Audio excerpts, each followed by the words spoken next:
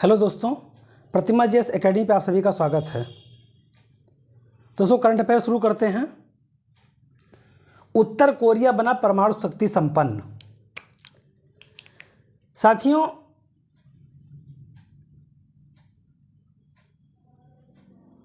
ये उत्तर कोरिया एक देश है। उत्तर कोरिया और दक्षिण कोरिया,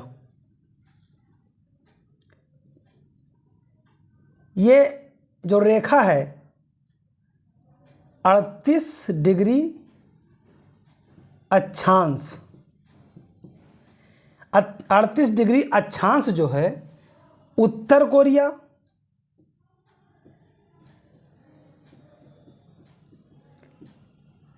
और ये है दक्षिण कोरिया। उत्तर कोरिया की राजधानी है प्योंगयांग और दक्षिण कोरिया की राजधानी है सियोल।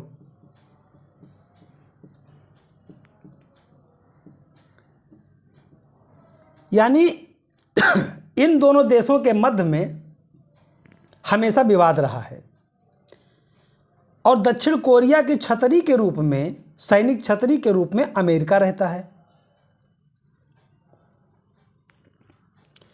और उत्तर कोरिया की तरफ चाइना हमेशा रहता है। चाइना ने कुछ भी कहा, उत्तर कोरिया ने हाँ कहा। अब जो 38 डिग्री अक्षांश रेखा है, ये उत्तर कोरिया और दक्षिण कोरिया के मध्य सीमा रेखा का निर्धारण करता है। ध्यान रहे, एशिया महाद्वीप में ये दो देश आते हैं।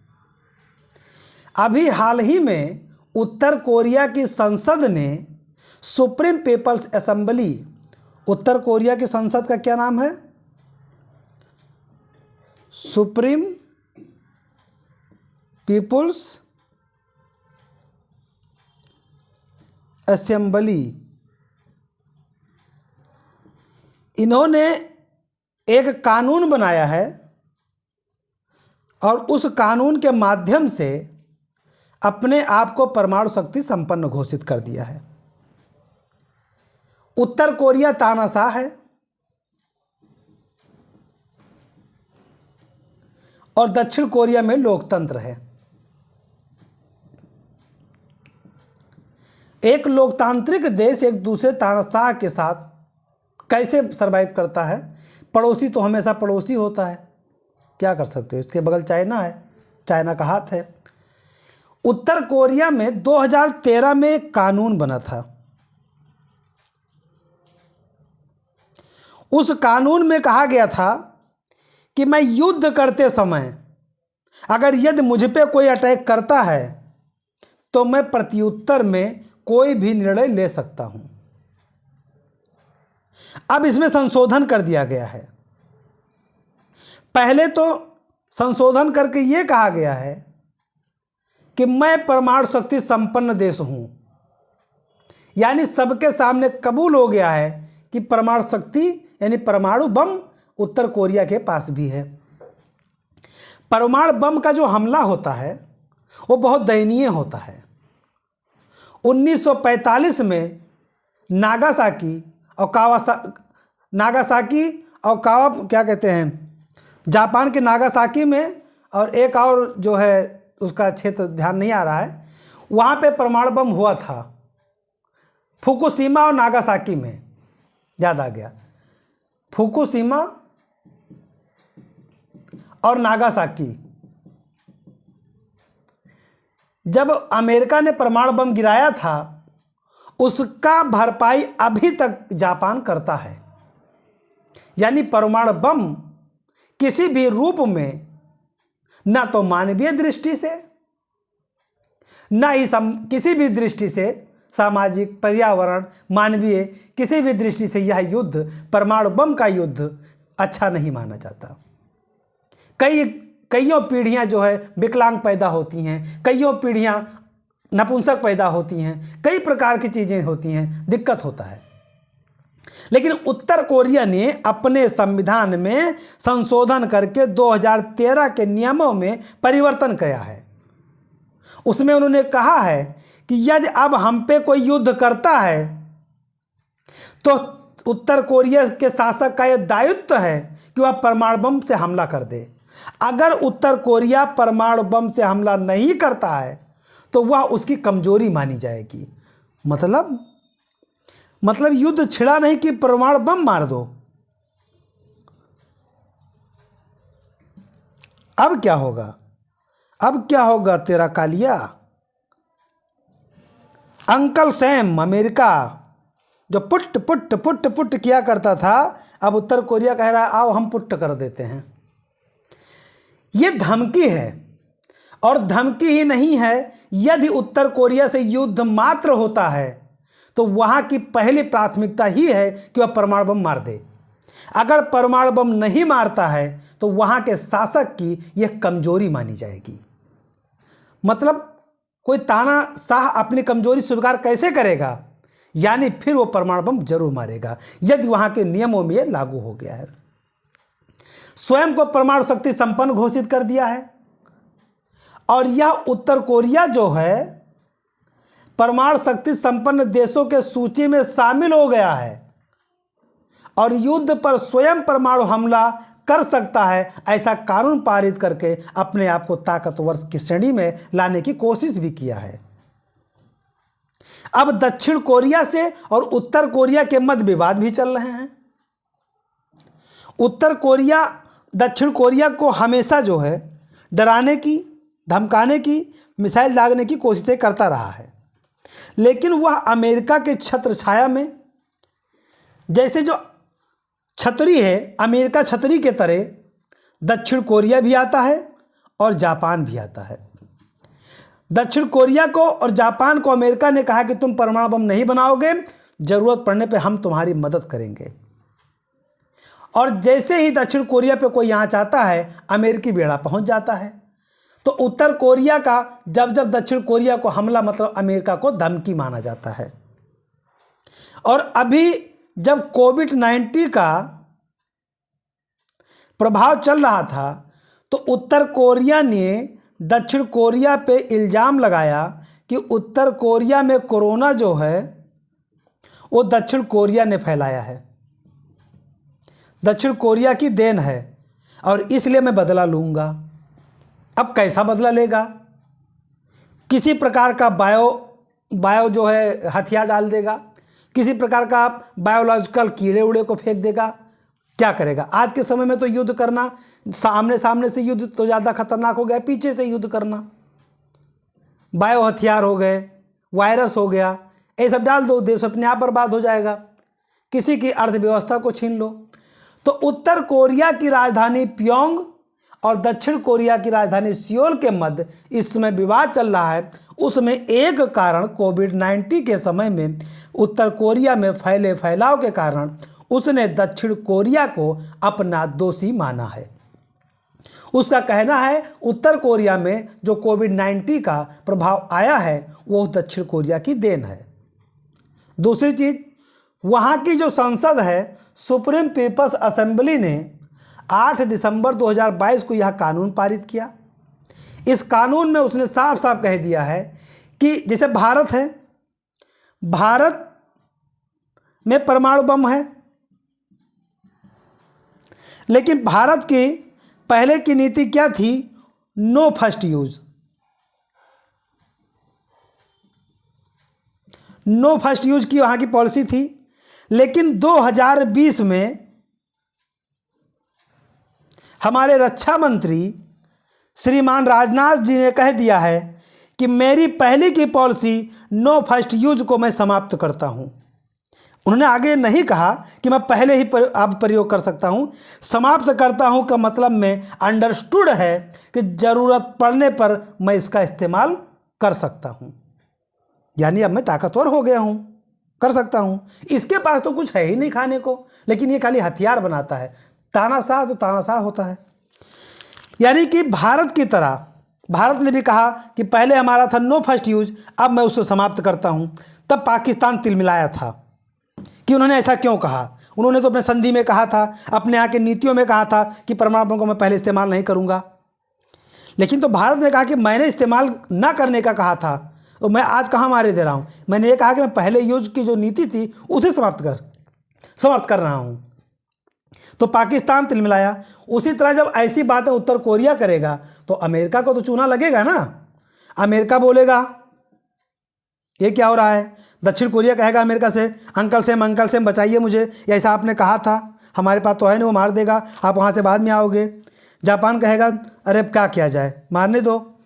लेकिन ऐसी स्थिति में कोई भी देश हो, विश्व में 9 ऐसे देश बन गए हैं जो परमाणु शक्ति संपन्न हैं।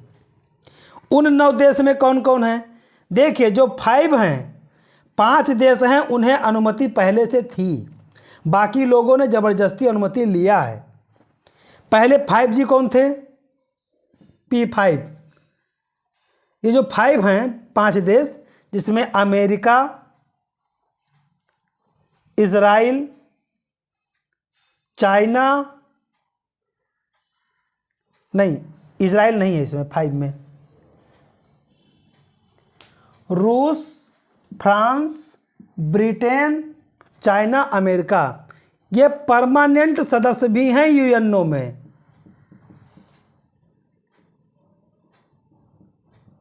यूनाइटेड नेशन में परमानेंट सदस्य भी हैं और इनको ही केवल परमाणु बम रखने का अधिकार था और कोई भी देश परमाणु बम नहीं रख सकता था। लेकिन भारत ने कहा ना बाबा ना, हम नहीं मानने वाले। तो विश्व समुदाय ने कहा क्यों नहीं मानोगे भैया? उसने कहा चाइना के पास है और ये हमको मार देगा तो हम क्या करेंगे, तो हम तो नहीं मानेंगे। और सरकार था इंदिरा गांधी का। इंदिरा जी तो वैसे भी किसी की बात नहीं सुनने वाली थी। 1974 में पोखरण में शांति बुद्धा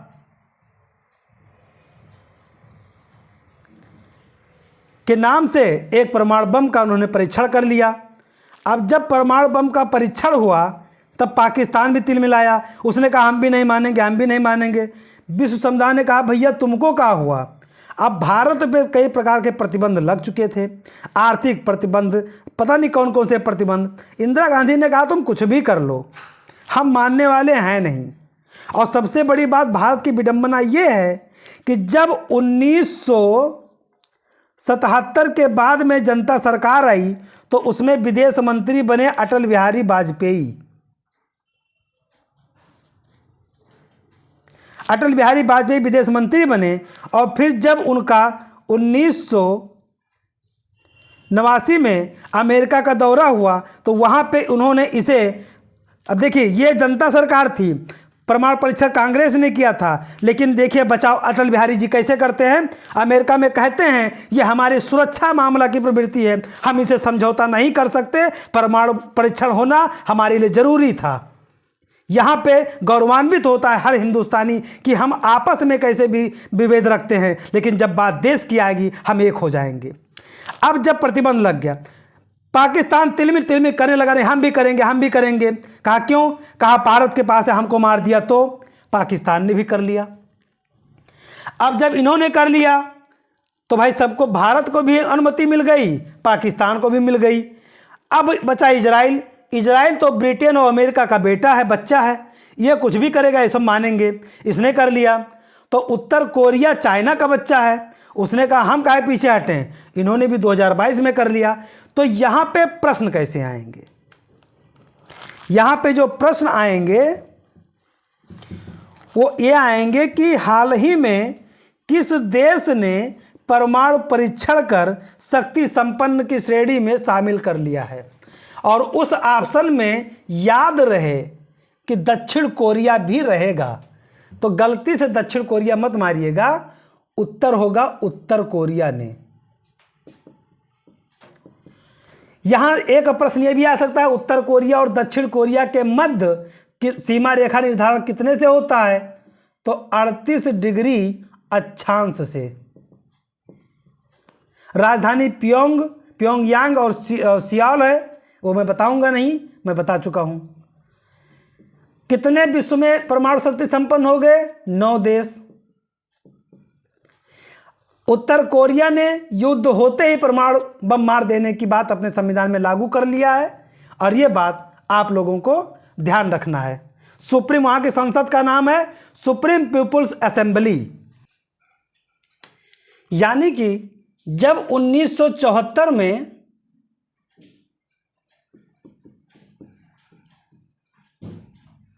स्माइलिंग बुद्धा के नाम से परमाणु परीक्षण किया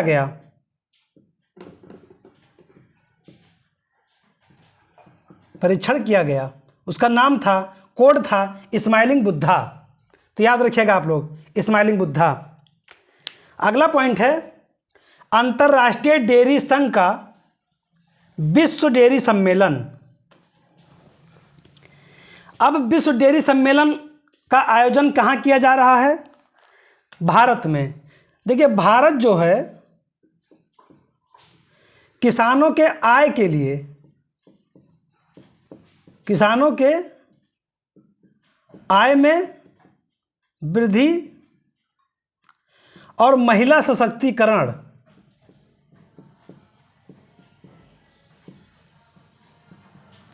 महिला सशक्तिकरण पे इतना ध्यान दे रहा है भारत सरकार कि किसानों का आय दुगना कर देंगे और महिलाओं के आय एकदम इतना कर देंगे कि एकदम बाहर निकल कर भागने लगेगा पैसा, कि हमारे पास बहुत ज़्यादा पैसा है।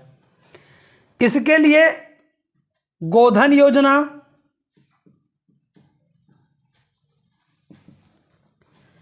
और गोकुल योजना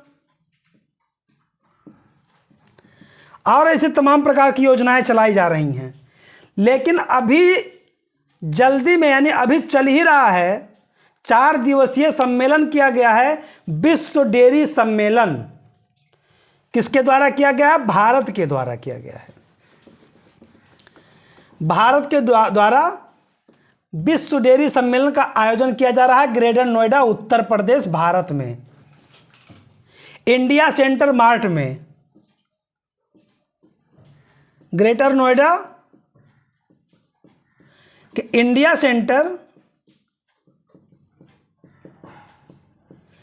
सेंटर मार्ट में आयोजन किया जा रहा है। और 2022 की इसकी जो थीम है, पोषण और आजीविका के लिए डेयरी, पोषण और आजीविका के लिए डेयरी इनकी थीम है। 4 दिवसीय यह सम्मेलन किया जाएगा, जो 12 से 15 सितंबर के मध्य होगा। 12 से 15 सितंबर के मध्य। इस सम्मेलन में 50 देशों के शामिल होने की संभावना है, और जिसमें से 1500 प्रतिभागी इसमें भाग लेंगे। इससे पहले, आज के लगभग 50 साल पहले 1974 में इसका आयोजन किया गया था, और भारत में पिछले 8 वर्षों में लगभग 44% दूध का उत्पादन बढ़ा है। लगभग 44% दूध का उत्पादन बढ़ा है। अब इसका प्रश्न कैसे आएगा? इसका प्रश्न आएगा कि हाल ही में विश्व डेयरी सम्मेलन का आयोजन कहाँ किया गया? तो यह किया गया ग्रेटर नोएडा, उत्तर प्रदेश, भारत में किया गया। इसकी थीम क्या थी? अंतर्राष्ट्रीय डेयरी संघ का विश्व डेयरी सम्मेलन 2022 का थीम क्या था? तो थीम था पोषण और आजीविका के लिए डेयरी। देखिए, डेयरी उद्योग से कितना फायदा होता है।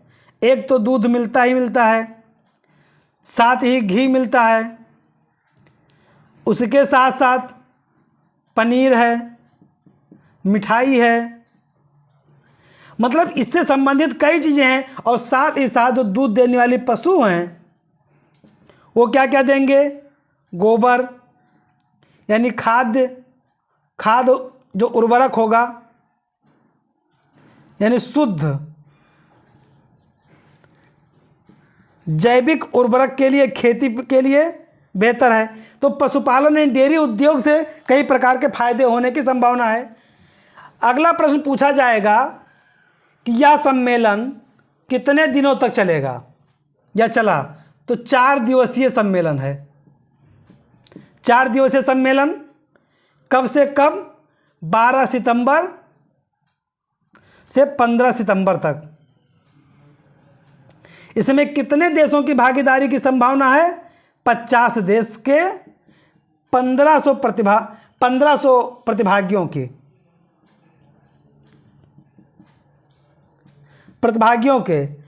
इससे पहले कब आयोजित किया गया था? 1974 में। 1974 में आयोजन किया गया था और पिछले 8 वर्षों में भारत में 44% की वृद्धि हुई है। आपको पता होगा कि वो भारत में वर्गीज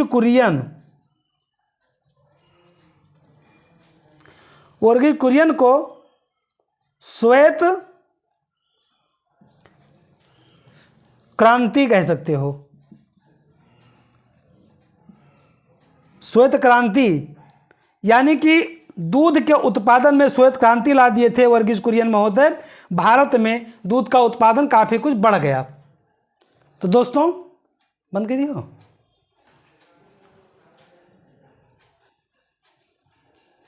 दोस्तों मैं अपने क्लास को यहीं पे समाप्त करता हूं। आज का वीडियो थोड़ा छोटा रहेगा और आप लोगों से उम्मीद करता हूं कि ज़्यादा से ज़्यादा लोगों को शेयर करें, लाइक करें और सब्सक्राइब करें। धन्यवाद। जय हिंद, जय भारत।